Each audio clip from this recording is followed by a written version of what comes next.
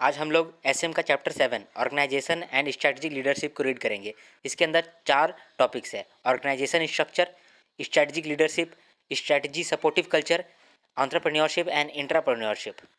चलिए स्टार्ट करते हैं। Organisation and strategic leadership. Introduction. A competitive advantage is created when there is a proper match between strategy and structure. Effective strategic leaders seek to develop an organization structure and accompanying controls that are superior to those of competitors. Companies must also maintain a certain degree of stability in their structures so that day-to-day tasks can be completed efficiently. Now, organization structure. Question can be asked like: strategies may require changes in organizational structure. Changes in corporate strategy often require changes in the way an organization is structured for two major reasons. First reason: structure largely dictates how operational objectives and policies will be established to achieve strategic objectives. The second major reason why changes in strategy often require changes in structure is that structure dictates how resources will be allocated to achieve strategic objectives. Medium-sized firms tend to be divisionally structured. Large firms tend to use an SBU or matrix structure. As organizations grow, their structure generally change from simple to complex as a result of linking together of several business strategies. Simple structure. This structure is most appropriate for companies that follow single business strategy and offer a line of product in a single geographical market. This is an organizational form in which owner-manager makes all major decisions directly and monitors all activities, while company's staff merely serves as an executor. To coordinate more complex organizational functions, companies should abandon simple structure in favor of functional structure. Simple organizational structure may result in competitive advantage for some small companies relative to their larger counterparts. Now, functional structure. A widely used structure in business organization is functional type because of its simplicity and low cost. The functional structure is used by larger companies and by companies with low level of diversification. However, if they are successful, small companies grow larger. As a result of this growth, company outgrows the simple structure. Now, question can be asked like: to coordinate more complex organizational functions, companies should abandon the simple structure in favor of functional structure. Discuss. Divisional structure. As a firm grows year after year, it faces difficulty in managing different products and services in different markets. Divisional structure generally becomes necessary to motivate employees, control operations, and compete successfully in diverse locations. This type of structure can be most appropriate for organizations that have similar branch facilities located in widely dispersed area. A divisional structured by geographic area allows local participation in decision making and improved coordination within a region. This structure allows an organization to cater effectively to the requirements of clearly defined customer groups. Divisional structure by process is similar to a functional structure because activities are organized according to a way work is actually to be done. Now, advantages of divisional structure. Accountability is clear. That is, divisional managers can be held responsible for sales and profit levels. Managers and employees can easily see result of their good or bad performances. It creates career development opportunities for managers. It leads to a competitive climate within an organization. It allows new businesses and product to be added easily. Now, limitation of divisional structure. Important limitation is that divisional structure is costly because each division requires functional specialists who must be paid. Better qualified individuals require higher salaries. Exists some duplication of staff, services, facilities, and personnel. Multi-divisional structure. Multi-divisional or M firm structure is composed of operating divisions where each division represents a separate business to which top corporate officer delegates responsibility for day-to-day operations and business unit strategy to division managers. Multi-divisional or M firm structure was developed in response to coordination and control related problems in large firms. Costs were not allocated to individual product, so it was not possible to assess an individual product's profit contribution. Top managers become over involved in solving short run and neglected long term strategic issues. Now, multi divisional structure calls for creating separate divisions, each representing a distinct business. Each division would house its functional hierarchy. Division manager would be given responsibility for managing day-to-day operations. A small corporate office that would determine long-term strategic direction of firm and exercise financial control over semi-autonomous divisions. Strategic Business Unit (SBU) structure. The concept is relevant to multi-product, multi-business enterprises. It is practical for an enterprise with multitude of businesses to provide separate strategic planning treatment to each of its product or businesses. The question is, what is the best way of grouping the product businesses of such large enterprises? Endeavor should be to group the businesses into an appropriate number of strategic business units before the firm takes up strategy formulation task. This enables the company to more accurately monitor the performance of individual businesses, simplifying control problems. Within each SBU, divisions producing similar product or using similar technologies can be organized to achieve synergy. SBU concept help a multi-business corporation in scientifically grouping its businesses into a few distinct business units. Now, three most important characteristics of SBU are: it is a single business or collection of related business which offer scope for independent planning and which might feasibly stand alone from rest of the organization. It has its own set of competitors. It has a manager who has responsibility for strategic planning and profit performance and who has control of profit influencing factors. Now, it also gave rise to two kinds of difficulties. Since a number of territorial units handled the same product was getting varied strategic planning treatments. And since a given territorial planning unit carried different and unrelated products with dissimilar characteristics were getting identical strategic planning treatment. This issue of relatedness in turn has direct implication on decision about diversification relatedness might exist in different ways. SBUs might build on similar technologies or all provide similar sort of products or services. SBUs might be serving similar or different markets. Even if technology or product differ, it may be that customers are similar, or it may be that other competencies on which the competitive advantage of different SBUs are built have similarities. The attributes of an SBU and the benefits a firm may derive by using SBU structure are as follows: scientific method of grouping the business of a multi-business corporation which help the firm in strategic planning, an improvement over the territorial grouping of businesses and strategic planning based on territorial units. An SBU is a grouping of related businesses that can be taken up for strategic planning distinct from rest of the businesses. Grouping business on SBU lines help firm in strategic planning by removing vagueness and confusions generally seen in grouping businesses. Each SBU is a separate business from separate planning standpoint. Each SBU will have its own distinct set of competitors and its own distinct strategy. Each SBU will have CEO. He will be responsible for strategic planning for SBU and its profit performance. Now, matrix structure. Most organizations find that organizing around either functions or around products and geography provides appropriate organizational structure. Matrix structure, functional or product form are combined simultaneously at the same level of organization. People from financial units are often assigned temporarily to one or more product units or project. A matrix structure is most complex of all design because it depends upon both vertical and horizontal flows of authority and communication. A matrix structure can result in higher overhead because of its more management position.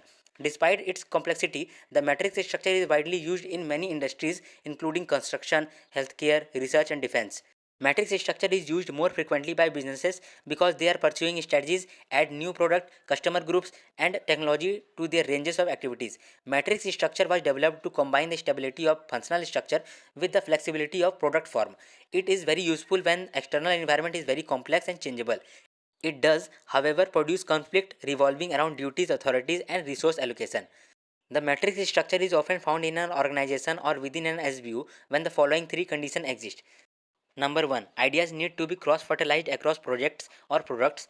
Resources are scarce and abilities to process information and to make decisions need to be improved. For development of matrix structure, Davis and Lawrence have proposed three distinct phases: cross-functional task forces, product or brand management, mature matrix. Cross-functional task forces. Temporary cross-functional task forces are initially used when a new product line is being introduced.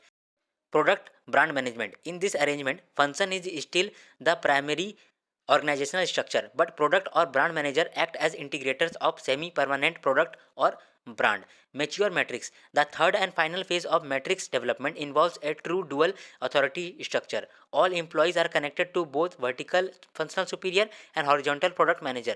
Functional and product manager have equal authority and must work well together to resolve disagreement over resources and priorities. Now, network structure. Many activities are outsourced. Network structure becomes most useful when the environment of a firm is unstable and is expected to remain so. Under such conditions, there is usually a strong need for innovation and quick response. Instead of having salaried employees, it may contract with people for a specific project or length of time. Long-term contract with suppliers and distributors replace services that the company could provide for itself through vertical integration. Employees may lack the level of confidence necessary to participate actively in organization-sponsored learning experiences. Now, network does, however, have disadvantages. The availability of numerous potential partners can be a source of trouble. Contracting out function to separate suppliers, distributors may keep the firm from discovering any synergies by combining activities. If a particular firm over specializes on only a few functions, it runs the risk of choosing the wrong functions and thus becoming a non-competitive. Question can be asked, network structures eliminate many in-house functions. Hourglass structure. In the recent years, information technology and communications have significantly altered the functioning of organizations. Structure has a short and narrow middle management level. Information technology links the top and bottom level of organization, taking away many tasks that are performed by the middle level managers. Hourglass structure has obvious benefit of reduced cost. It also helps in enhancing responsiveness by simplifying decision making. Continuity at same level may bring monotony and lack of interest, and it becomes difficult to keep the motivation level high. Organizations try to overcome these problems by assigning challenging tasks, transferring laterally, and having a system of proper rewards for performance. Now, strategic leadership. Strategic leadership sets the firm direction by developing and communicating vision of future, formulate strategies in the light of internal and external environment, brings about changes required to implement strategies, and inspires staff to contribute to strategy execution. A strategy leader is a change agent to initiate strategic changes in the organization and ensure that changes successfully implemented. Now, managers have 5 leadership roles to play in pushing for good strategy, staying on top of what is happening, closely monitoring progress, ferreting out issues, and learning how obstacles lie in path of good execution.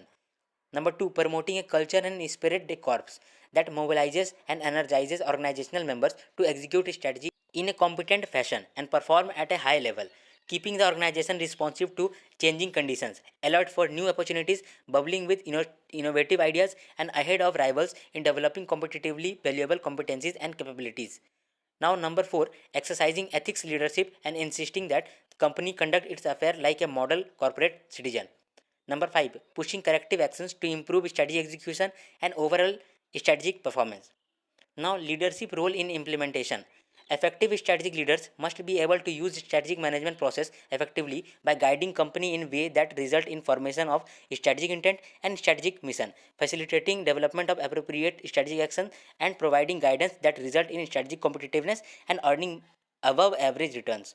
Strategic leadership represents a complex form of leadership in companies. In the today's competitive landscape, strategic leaders are challenged to adapt their frames of reference so that they can deal with rapid, complex changes.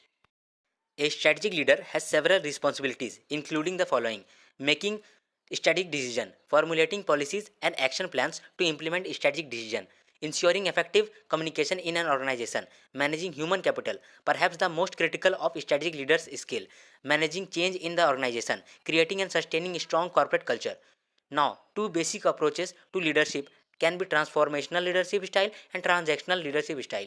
Question can be asked, distinguish between the following: transformational leadership style and traditional leadership style. So, this style uses charisma and enthusiasm to inspire people to exert them for good of the organization. This style may be appropriate in turbulent environments of their life cycles, in poorly performing organizations where there is a need to inspire a company to embrace major changes. Now, transactional leadership style. This style uses the authority of its office to exchange rewards such as pay and status. They prefer more formalized approach to motivation, setting clear goals with explicit reward or penalties for achievement or non-achievement. Now, strategic supportive culture. Every organization has a unique organizational structure. It has its own philosophy and principles, values and rituals, its own ways of approaching problems and making decisions, its own work climate. Corporate culture refers to a company's values, beliefs, business principle, tradition, ways of operating, and internal work environment. Now, question arises, where does corporate culture come from? Question can be asked like, describe the concept of corporate culture, elaborate the problem that business houses are facing while changing their culture to remain adaptive with the globally changing scenario. A company's culture is manifested in the values and business principles that management preaches and practices, in its ethical standards and official policies, in employees' attitude and behavior, in the legend people repeat about happening in the organization, in peer pressure that exists, in the organization's politics that permeate the work environment. Now, culture, ally or obstacle to strategy execution. An organization's structure is either an important contributor or an obstacle to success strategy execution. When the culture is in conflict with some aspect of company direction, performance targets, or strategy, the culture becomes a stumbling block that impedes successfully strategy implementation and execution. Now, culture can promote better strategy execution. Question can be asked like, a strategy, a supportive culture promotes good strategy execution. Explain. A strong culture promotes good strategy execution when there's fit and hot execution when there's negligible fit. A strong strategy supportive culture nurtures and motivates people to do their job in ways conducive to effective strategy execution. Now, perils of strategy, culture conflict. When a company's culture is out of the sync with what is needed for strategic success, the culture has to change as rapidly as can be managed. The more entrenched the mismatched aspect of the culture, the greater the difficulty of implementing new or different strategies until better strategy culture alignment emerges. A sizable and prolonged strategy culture conflict weakens or may even defeat managerial efforts to make the strategy work. Now, creating a strong fit between strategy and culture. It is a strategy maker's responsibility to select a strategy compatible with sacred or unchangeable part of prevailing corporate culture, and it is strategy implementer's task, once strategy is chosen, to change whatever facet of corporate culture hinder effective execution. Now, changing a problem culture. Question can be asked like, what steps would you suggest to change a company's problem culture? Changing a company's culture to align it with strategy is among the toughest management tasks, easier to talk about than do. Changing a problem culture is very difficult because of heavy anchor of deeply held values and habits. People cling emotionally to old and familiar. First step is to diagnose which facet of present culture are strategically supportive and which are not. Major culture changes requires many initiative from many people. Senior managers, department heads, and middle managers have to reiterate values and translate the organization's philosophy into everyday practice. Now, last page, entrepreneurship or intrapreneurship. Entrepreneurship involves creation of business ideas and fusion of capital, technology, and human talent to give practical shape to idea. The person who perceives the business idea and takes a step to implement the idea is known as an entrepreneur. An entrepreneur is one who initiates and innovates a new concept, recognizes and utilizes opportunity, arranges and coordinates resources such as man, material, machine, and capital, faces risk and uncertainties, establishes a startup company. Now, concept of intrapreneur. While the former refers to a person who starts his own business with a new idea or concept, the latter represents an employee which promotes innovation within the limits of an organization. An intrapreneur is nothing but an entrepreneur who operates within the boundaries of an organization. They believe in change and do not fear failure. The job of an intrapreneur is extremely challenging. They get recognition and reward for their success achieved by them. It has become trend that larger corporations appoint intrapreneur within organization to bring operational excellence and gain competitive edge.